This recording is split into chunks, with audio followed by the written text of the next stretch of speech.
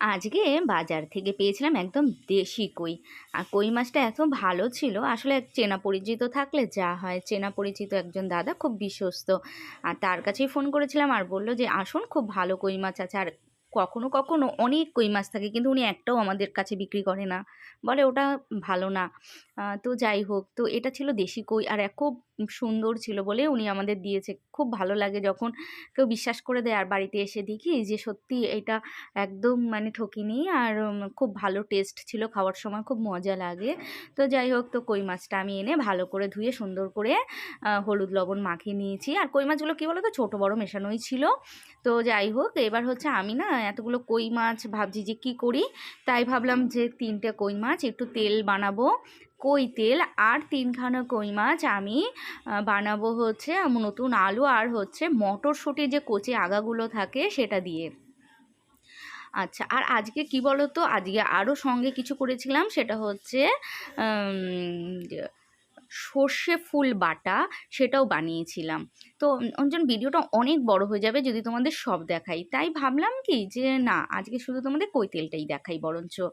আর কই মাছ যখনই কই তেল করা যায় তখন না খুব একটা ভাজার দরকার হয় না, জাস্ট একটু এপিট ওপিট করে ভেজে নামিয়ে ফেললেই হয়। তো যাই হোক, কই তেলটা যেহেতু করবো তাই ভাবলাম একটু বড় কইগুলোই করি। আর আজকে সাহস করে একটু জিরে, দুটো শুকনো লঙ্কা আর একটু আদা হাতেই বেটে নিয়েছি। ভাবলাম যে হাতে বাটলে সত্যিই তো খুব টেস্ট হয়, একটু হাতে বেটেই নিই কষ্ট করে। তারপর হাতে বেটে নিলাম আর এদিকে মাছগুলো সুন্দর করে ভেজে ভেজে নামাচ্ছিলাম। তোমরা কে কই মাছ ভালো খাও বলো তো? আমিও জানো তো কই মাছ ভীষণ ভালো খাই, বিশেষ করে এই শীতের দিনে কই মাছটা একটা আলাদাই টেস্ট, বলো, ভালো লাগে। তো যাই হোক, এবার কই মাছটা আমি সুন্দর করে এপিট ওপিট করে ভেজে নামিয়ে নিলাম। তারপরে হচ্ছে জানো তো, কই মাছে কই তেলে অনেক রকমভাবে খাওয়া যায়। আর আমি অনেক রকমভাবেই কই তেলটা বানাই, আর আমার চ্যানেলে আছেও এর আগে অনেক রকম করে আমি কই তেল করেছি, হয়তো তোমরা দেখলে বুঝবে। আর এদিকে হচ্ছে জিরে ফোড়ন দিলাম। জিরে ফোড়ন দিতে গিয়ে জানো কতটা জিরে পেছনেই পড়ে গেল।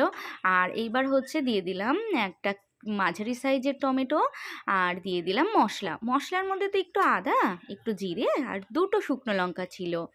ব্যাস, শুধু কালারটা ভালো হবে বলে আমি দিয়েছি জানো তো। আর একটু লবণ দিয়ে দিলাম, আর হচ্ছে বাটি ধুয়ে জল। এবার সব কিছু সুন্দর করে গ্যাসটা মিডিয়ামে করে কষিয়ে নেব। কষানো ভালো হলে তরকারি সবসময় টেস্ট হয়। আর একটু হলুদও দিয়ে দিলাম। আর পাশে একটু গরম জলও বসিয়েছি যাতে তরকারিতে আমি দিতে পারি। আর দেখো এখনই যেন কালারটা কত সুন্দর হয়েছে, তাই না বলো তো? যাই হোক, শুকনো লঙ্কা দিলে তো কালার ভালো হয়ই, এটা তো সত্যি কথা। আর যাই হোক, আমি তো দিয়েই দিলাম। আর এবার হচ্ছে সুন্দর করে কষানোর পালা। আর জানো তো, আমি তো এক হাতে ভিডিও বানাই আর এক হাতে আমি নাড়াচাড়া করে কষাই। আর রান্নাটাও পুরো এক হাতেই দেখানোর চেষ্টা করি, করার চেষ্টা করি। আর এইসব করতে করতেই আজকে আমার সঙ্গে কি হয়েছে জানো, কতটা তরকারি পড়ে গেছে। মানে যখন আমি কষিয়েছি, জল দিয়েছি, তারপর নাড়তে গেছি, তারপরে জানো তো কতটা না পড়ে গেছে। মানে একটু হলেই আমার গায়ে পড়ে যেত জানো তো। আর দেখো কালারটা কি সুন্দর হয়েছে, মনে হয় কি এই গ্রেভিটা দিয়েই ভাত খেয়ে নিই, এত সুন্দর কালারটা এসছে। আর এবার চলো দেখাই তোমাদের। এই দেখো কতটা তরকারি ঝোল ছিটকে এইমাত্র পড়লো, আর আমি ভিডিও বানাচ্ছিলাম জানো। ভাগ্যিস আমার গায়ে পড়েনি, আসলে জানো তো আমার গায়ে পড়েছে কিন্তু আমার ড্রেসে পড়েছে। তো যাই হোক, একটুর জন্য বেঁচে গেলাম আর কি। এরকম হয় আমার সাথে জানো তো, এক হাতে ভিডিও বানাই তো, আর খুব কষ্ট হয় এক হাতে ভিডিও করতে। কিন্তু তাও জানো তো, ভিডিও আমি বানাতে ভীষণ ভালোবাসি, কারণ আমি ভিডিও বানাই, তোমাদের সাথে কানেক্ট থাকি। তোমরা কোথা থেকে ভিডিওগুলো দেখো, কমেন্ট করো, আমার যে কি ভালো লাগে, তোমাদের একটা পরিবার আমাকে নিয়ে আমার এত ভালো লাগে। যাই হোক, আজকে এখানেই শেষ করছি, সবাই ভালো থেকো।